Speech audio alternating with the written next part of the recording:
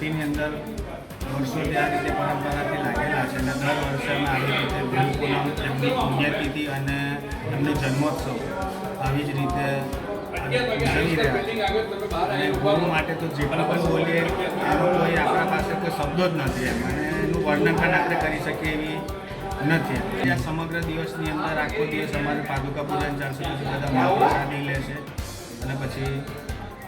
આશીર્વાદ લઈને બધા ખાસ ઉપસ્થિતિમાં બાળકો છોકરો રહે છે, હેમંતભાઈ આવ્યા હતા, પત્રકારની બધા પક્ષીઓ છે તે બધા કાર્યકર્તાઓ, પરિવારના બધા કેવલ પરિવારના સમગ્ર. આજે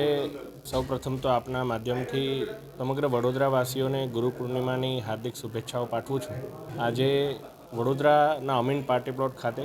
માનનીય દંડક શ્રી બાલકૃષ્ણ શુક્લજી અને એમના સમગ્ર ટીમ દ્વારા પરમ પૂજ્ય ગુરુ કેવડાનંદજી